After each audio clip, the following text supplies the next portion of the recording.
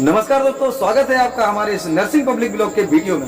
दोस्तों, आपके भाई की बस आपसे एक ही गुजारिश है कि अगर आप हमारे इस चैनल पर नए हैं तो कृपया हमारे इस चैनल नर्सिंग पब्लिक ब्लॉग को सब्सक्राइब करें और वीडियो को लाइक करें और शेयर करें और कमेंट में हमें लिखकर जरूर बताएं कि आपको हमारा ये वीडियो कैसा लगा। दोस्तों, आज हम बात करेंगे कि आखिर 2024 में मोदी के आते ही भारत पर कैसा हमला हो सकता है। भविष्य मालिका में संत अच्युतानंद दास जी द्वारा लिखी क्या भविष्यवाणियां हैं। आखिर 2024 में मोदी के आते ही भारत पर कैसा हमला हो सकता है। लेकिन दोस्तों, आपको आपकी जानकारी के लिए बता दें कि भविष्य मालिका ग्रंथ लगभग 600 साल पुराना लिखा हुआ ग्रंथ है। और दोस्तों, इस ग्रंथ को उड़िया भाषा में ताड़ के पत्तों पर लिखा गया है। उड़ीसा के लोगों के द्वारा बताया जाता है कि उड़ीसा में लगभग 1,20,000 से ज्यादा मालिका की पुस्तकें हैं, जिनमें से कुल मात्र 50 से 100 पुस्तकों की जानकारी वहाँ के लोगों को है। बताया जाता है कि भविष्य मालिका की अधिकांश पुस्तकें उड़ीसा के महंतों के पास। कहा जाता है कि श्री संत अच्युतानंद दास जी के पास दिव्य दृष्टि थी, जिसे जो उन्हें भविष्य में देखने की अनुमति दिया करती थी। और संत अच्युतानंद दास जी ने अपनी इसी शक्ति के बल पर इन पुस्तकों को लिखा था। और इन्हीं पुस्तकों में से एक पुस्तक में संत अच्युतानंद दास जी के अलग अलग युगों में अलग अलग जन्मों का वर्णन मिलता है। इसी पुस्तक में एक लेख है कि सतयुग में वो एक संत थे और वही त्रेता युग में नल नामक वानर हुए और द्वापर युग में उन्होंने फिर से जन्म लिया तो सुदामा नामक ब्राह्मण बने और कलयुग में संत अच्युतानंद दास नामक संत बनकर भगवान जगन्नाथ की सेवा की और उनके आदेशानुसार कलयुग से जुड़ी पूरे विश्व की भविष्यवाणियां की। दोस्तों, अगर इनकी नरेंद्र मोदी और भारत से जुड़ी भविष्यवाणियों पर नजर डाली जाए तो इनकी एक भविष्यवाणी के अनुसार उड़ीसा के कुछ लोग बताते हैं कि 6 और 7 का जोड़ 13 होता है, उसमें 13 और जोड़ दें तो 26 होता है। और इसी 26 अंक से संत अच्युतानंद जी महाराज ने भारत में होने वाले युद्ध की भविष्यवाणी की है। संत अच्युतानंद दास जी की भविष्य मालिका में लिखा है कि आने वाले समय में भारत में युद्ध जैसी स्थिति बनने के चांसेस हैं और भारत युद्ध जैसी स्थिति का सामना करेगा जब पाकिस्तान समेत 13 इस्लामिक देश और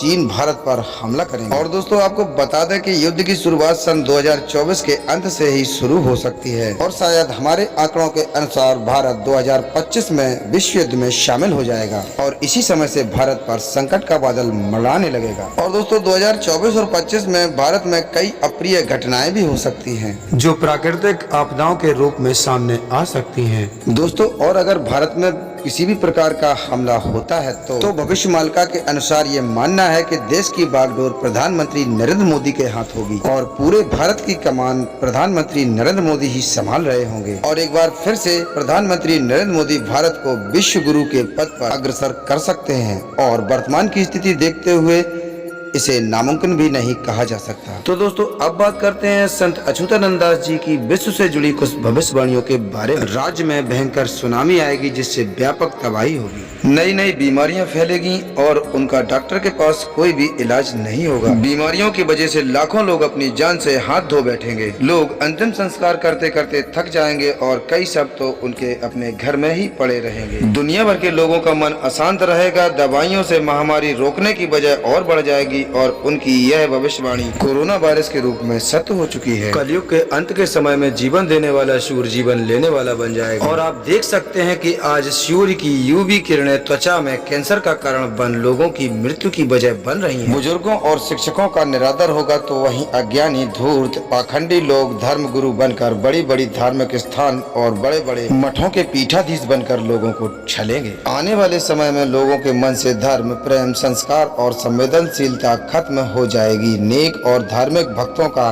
मजाक उड़ाया जाएगा। वर्तमान में ये होता हुआ दिखाई दे रहा है और लोगों को हानि भी पहुंचाई जाएगी। भगवान जगन्नाथ धाम के पुरी मंदिर के ऊपर से पत्थर नीचे गिरेंगे और मंदिर का ध्वज कई बार नीचे गिरेगा, जो कलयुग में कई बार देखा जा चुका है। तो साथियों, संत अच्युतानंद दास जी की ये भी भविष्यवाणी सत्य साबित हो चुकी है। उड़ीसा में तूफान आएगा। पुरी के भगवान जगन्नाथ मंदिर कल्प वृक्ष यानी पवित्र बरगद का पेड़ टूट जाएगा। इसके बाद से दुनिया में लोगों के मरने का सिलसिला शुरू हो जाएगा। मित्रों, आपको याद ही होगा कि उड़ीसा में अभी हाल ही में मोचा नामक तूफान ने दस्तक दिया था। इससे भी बड़ी तबाही हुई थी और आने वाले समय में भी यह तूफान बड़ा रूप ले सकता है। दोस्तों, संत अच्युतानंद दास जी ने जिन भविष्यवाणियों को लगभग आज से 600 साल पूर्व लिखा है, उन सब भविष्यवाणियों को लोग अपने तरीके से आपके सामने कुछ बदलाव करके पेश कर रहे हैं। दोस्तों, संत अच्युतानंद दास जी ने भारत के अंतिम राजा के बारे में भी एक भविष्यवाणी की है, जिसे लोग